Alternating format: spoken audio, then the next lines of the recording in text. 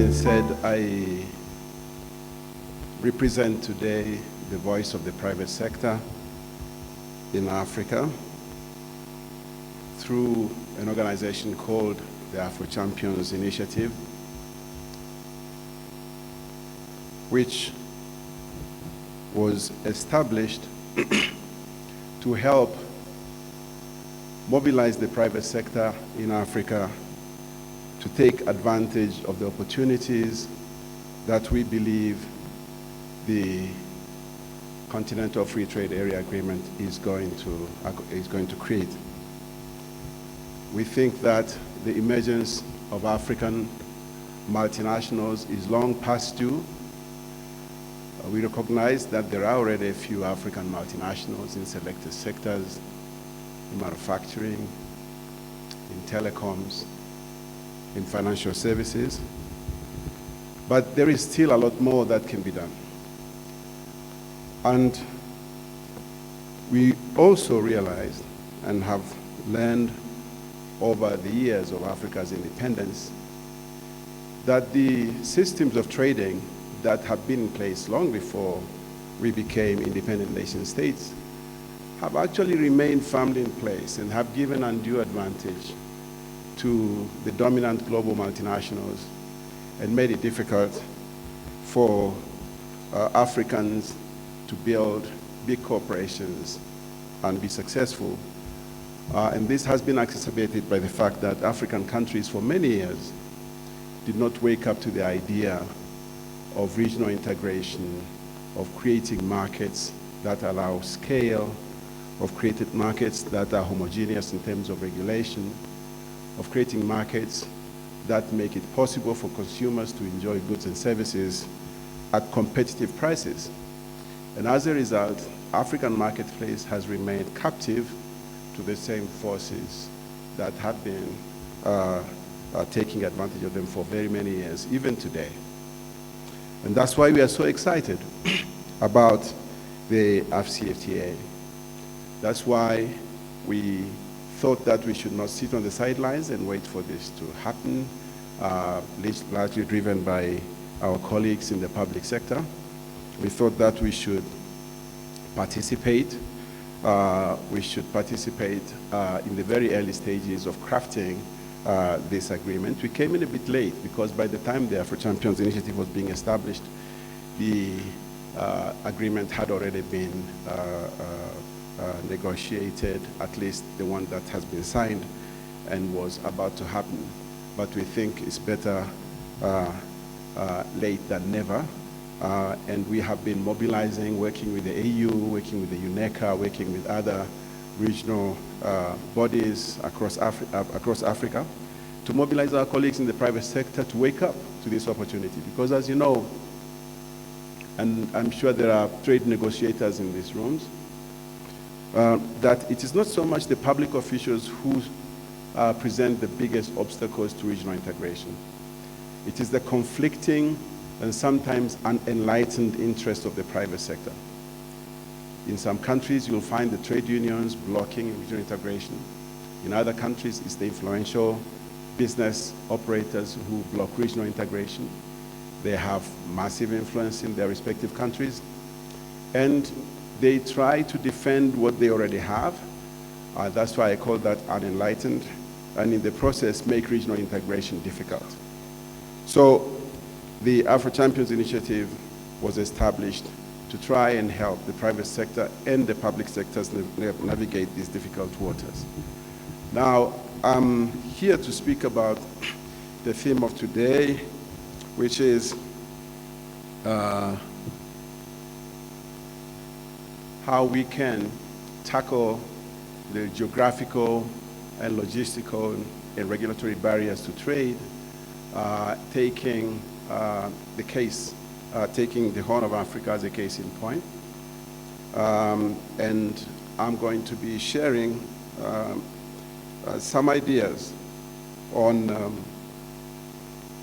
why this is so important. I think Ms. Songwe and others have explained the significance of the AfCFTA. They have explained the historic importance of this trade deal. but also the incredible opportunities and possibilities that it brings, if it will happen. In my life, however, because I deal with public officials, both in my country and in the region and in Africa, I am interested more in finding out from you, and I hope that over the next 2 days we are going to have a chance to engage in different breakout sessions as to what it is that is causing you to hesitate to embrace the AfCFTA. Because whereas the heads of state have actually moved very quickly to get this thing done and signed, 52 countries in all, I think, or more, and now we have more than 20 countries that have ratified, the bureaucrats, the technocrats, the people who advise our leaders, the people who are going to be sitting in the negotiation rooms, they still seem to have significant doubts.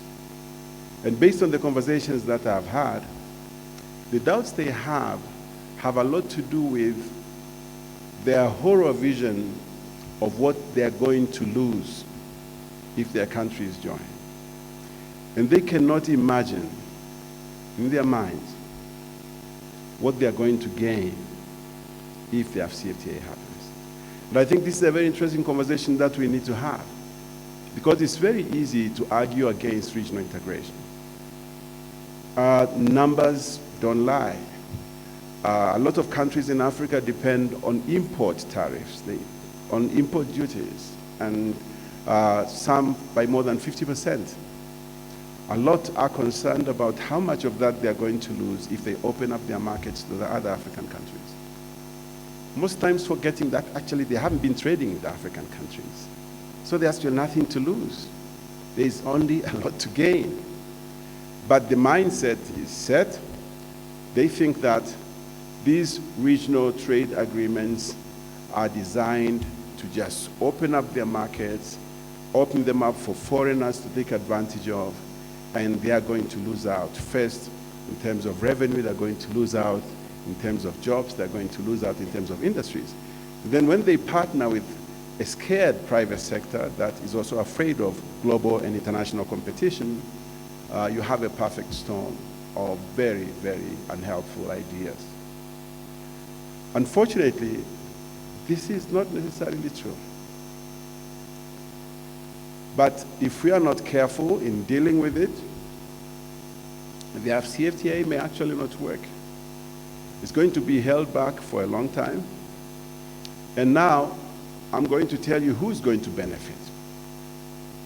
Because Africa, poor as it is, represents an incredibly strong market for people in the pharmaceutical sector, but also in other sectors. And with or without the trade agreement, there are people who are already benefiting from it. Before the day is over today, before Africans go to bed later today at some point, Africa will have shipped out more than $80 million in buying pharmaceuticals. Today, just this one day. Because Africa can only manufacture less than 2% of the pharmaceuticals it consumes. So 80 million will leave Africa. 80 million of money we don't have. And it's very easy to be outraged by this number until you realize that of that 80 million, actually most of it is aid. It's not even our money. Because the majority of healthcare budgets of most African countries are not funded locally. And here's the thing, because we don't fund our healthcare budgets, it means also we don't focus on the healthcare challenges that our communities face. We focus only on those healthcare challenges that our donors are interested in. HIV, malaria, tuberculosis, where the Global Fund is, where Bill and Melinda Gates are, where PEPFAR is, that's where most African countries are focusing. But there's a lot of healthcare challenges, that we face that are not being researched, that are not being cured, that are not being treated, because we do not own our healthcare agenda. We have relegated the most important thing that matters to any human life, health, to less than a priority, to something that only other people care about. That's how screwed up our healthcare business is in Africa.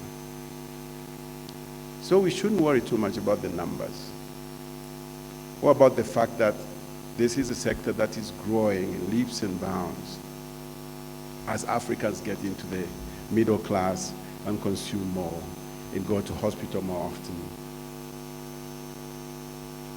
The actual potential of this industry is unimaginable. It's not 90 billion, it's not 100 billion, it's not 200 billion, it's so much more. But the potential of this industry to transform Africa, if we can get it right, through industrialization, is probably bigger than that of any other sector. Again, because health is the most important thing. Without it, there is nothing. You have to look at the healthcare budget of the United States. You have to look at the healthcare budget of the United Kingdom. The National Health Services of the UK is the most important single institution in that country. Campaigns are won and lost every single cycle on the National Health Service. There is a reason for that. The biggest political fight in the United States is about healthcare. There is a reason for that. Every American spends, or the state in the United States sends $3,000 per American every year. Work out the numbers. That's 10 times more than a European spends. It's a huge industry. One we are not in, one we have never been in, but one that can actually be possible if we take advantage of the CFTA. Why? I'll explain just now.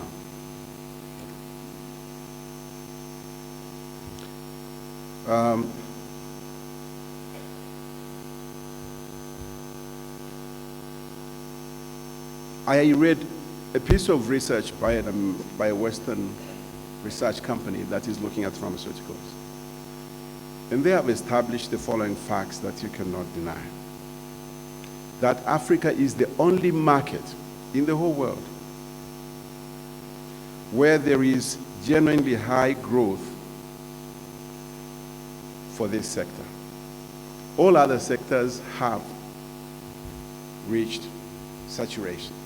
It's only Africa. And you know, Africa is 1.2 billion now. It's going to be 2 billion by 2050. They say 4 billion by 2100. We are not going to be here, but how big it's going to be. It's the only place where there is still genuine scope for growth. So people are targeting Africa. Multinationals are targeting Africa. Multinationals are working on strategies to capture the African market. And they are working with everybody. They are working with the WHO, they are working with the United Nations, they are working with the World Bank, they are working with our governments to target the African market. They are working with our private sector. I mean, it's not like there is no private sector in Africa today that is benefiting from what's happening as agents and dealers and transporters and storage facility holders, whatever it is, logistics services providers. The private sector makes money one way or the other. We can make money manufacturing, we can make money just playing agents. So people are working to target Africa. They are laying down strategies for the next 30, for the next 50 years. And they have actually begun to break down the markets and understand them. And they know that the growths are not actually at national level. They are not looking at Africa in terms of countries. They are looking at Africa in terms of cities. Because it is in the cities where you have consumption of this kind of goods. And it is in the cities where we have rapid growth of populations and consumers. And strategies are being laid to take advantage of these market dynamics. I'm saying all these things deliberately. They may sound a bit provocative, or you already know them. But I want the people in this room to understand that just sitting down and being afraid is not an option, especially being afraid of our little neighbor, Ethiopia being afraid of Djibouti, Djibouti being afraid of Somalia. That's not what you should be afraid about. We are being targeted as a continent, together. And we are being targeted because we are disorganized. We don't have common standards. We don't have research. We don't have registration centers that are regional, that make it easy for our pharmaceutical companies to manufacture, to try out things, to benefit from state-funded research. There are hardly any African countries that invest a single dollar in research. How are we going to cope? How are we going to get this done? Are we only going to be just licensing intellectual properties of other people and trying to manufacture? Is that how we're going to maintain relevance for ourselves? Now, if you look at the Horn of Africa, which is made up of Ethiopia, Somalia, Sudan, South Sudan, Djibouti, Eritrea, is 190 million strong. There's no problem with size of this market. 190 million is a big market. And given our growth, it will be 300 million very soon in our lifetime. What are we doing to seize this market? These countries are within 1 hour's flight of each other, their capitals. You can travel within a day by road or by train to each one of these countries, which means if you manufacture in any one of these countries, you can deliver pharmaceuticals, including sensitive ones, within 24 hours anywhere in this region. If we can deal with our border issues, if we can deal with our transportation issues, if we can deal with our standardization issues. And what does that mean? What it means then is that we have actually a viable market in the Horn for a huge pharmaceutical industry. There is a viable market, at least in terms of size, in terms of logistics, in terms of proximity to who needs these things. So what is the challenge? The challenge is that we are not excited about AfCFTA in the same way that we should be. Some people are still holding out. Some people are very doubtful. Some people are saying they are waiting for the EPA. They are waiting for this EA. And they are afraid Ethiopia will dominate. They are afraid Kenya will dominate. Egypt will dominate. We are already dominated. We are looking at the wrong enemies in this war. So, but what are the other prerequisites that we lack? We lack specialized technologies.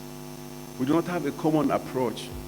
It's very difficult to do it as a country, but I think it's easier to do it as a region. It's even more easier to do it as a continent. To get access or acquire these technologies. Reliable supplies of high quality raw materials. It's one of the most important raw materials for pharmaceuticals is water. Not everybody has access to that. I'm told Djibouti gets its water from Ethiopia. So it's a very important input. But also the human resource. The human resource. The research. The technicians, the doctors, the whole infrastructure. We don't have that. We have never focused on that because for us, healthcare has always been an emergency. An emergency. We leave it to the Red Cross to do. We leave it to the Americans to do. We leave it to whoever wants to help us to do. We want to focus on other things. We want to build trains. railroads, we want to build big power plants, and we don't want to do health. Most of our researchers have left the continent. They're earning a living elsewhere because we don't fund research. Even our nurses, UK hospitals are run by Ghanaian nurses. Doctors from Nigeria are all over the place. So there is a lot that we need to do there if we really want to get this done. And we can reduce the prices of these things. We can motivate, we can invest more in our human resource. We can motivate our doctors and technicians and researchers to stay. And we can combine our capabilities. Imagine if a country like Tanzania tries to do malaria research just by itself, with some little funding from Abbott Industries, with some little funding from Center for Disease Control in the United States. But malaria affects not just Tanzania, it affects Uganda, Kenya, Rwanda, Burundi, the entire tropical belt. Imagine if we could combine, if we had a research center for these diseases for Africa, and we invest. We don't have a shortage of people to do the job. We don't need anybody's aid to do that. But we could also create an industry around that. We can create millions of jobs around that. So the lack of economies of scale, if you want a demonstration, look at how China has been successful. If you look at India, how India has been successful, they're a single market, 1 billion people plus. They've done great because of that. We can create a 1 billion people plus market through the AfCFTA. This is the opportunity. We shouldn't get caught up on small things. But there is the issue of dumping. If I speak to manufacturers in Africa, they face this problem. They are unable to compete.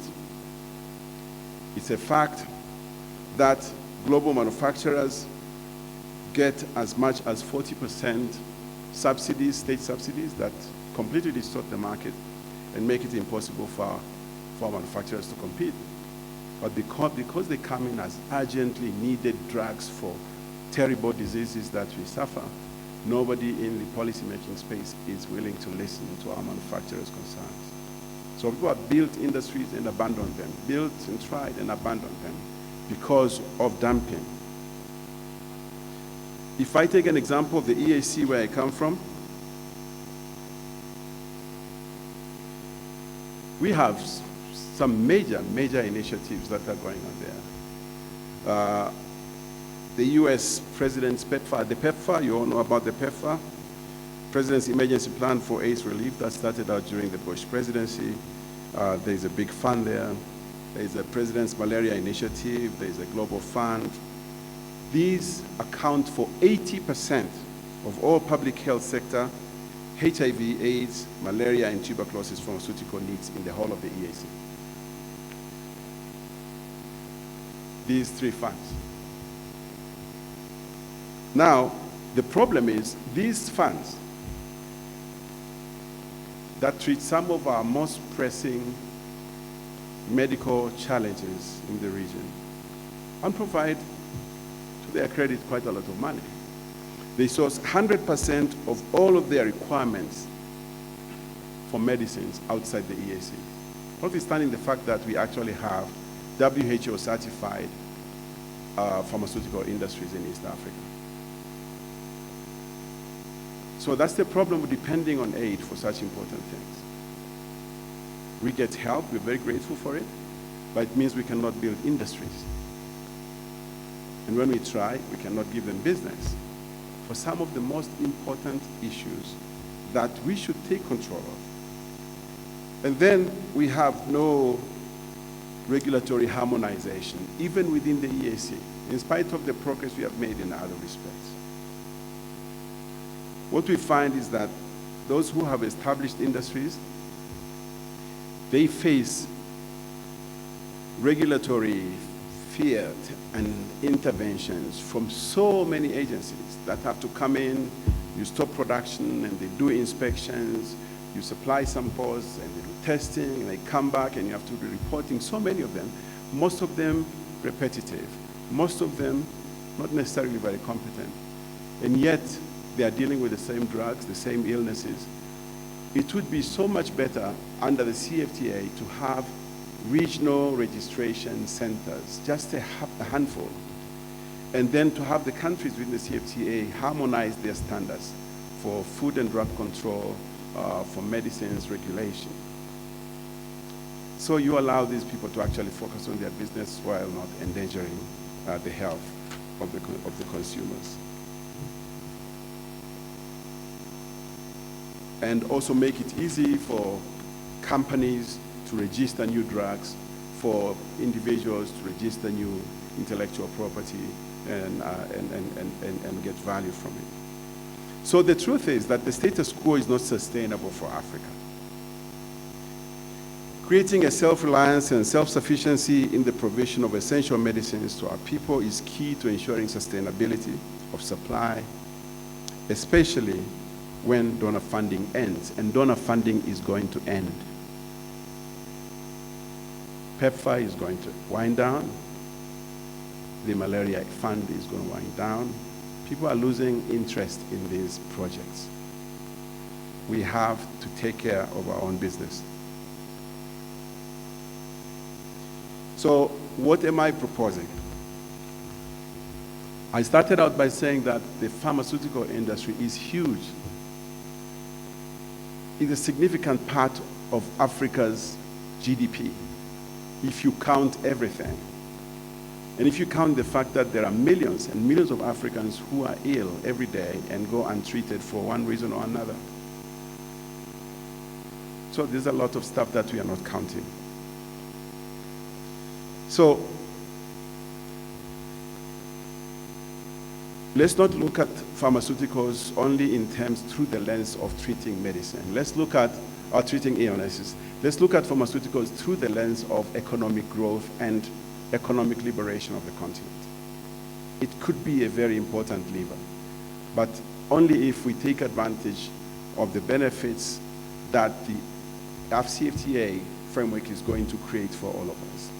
Not only of the creation of a single market, but a market that is hopefully harmoniously regulated, a market that is connected by pieces of infrastructure, a market that is capable of retaining its most valued human resource on the continent, not just turning every young person into a migrant in Europe, and so on and so forth. We think that these are the opportunities that this trade deal offers. I want to conclude by focusing on the barriers. And there are many, and they are multifaceted. But the most important ones are logistical and regulatory barriers to trade in pharmaceuticals, the market size and market access issues, the dumping of global pharmaceutical industries, the lack of local ownership of the public health agenda, especially the funding of research capabilities. And why is AfCFTA a game changer for the industry? It's because it is designed to provide solutions that African nations need to deal with the challenges enumerated above.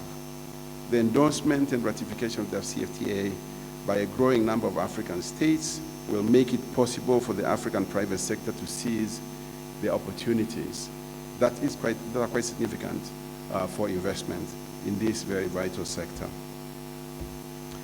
But as is always the case in life, opportunities always go to those who are most and best prepared to seize them. We should spare no effort to make the AfCFTA a tool for Africa's economic liberation. There is no better place to start doing this than with an industry that holds the key to the survival of the continent's future generations, and that is the African pharmaceuticals industry. I thank you for listening to me, and I wish you a productive day.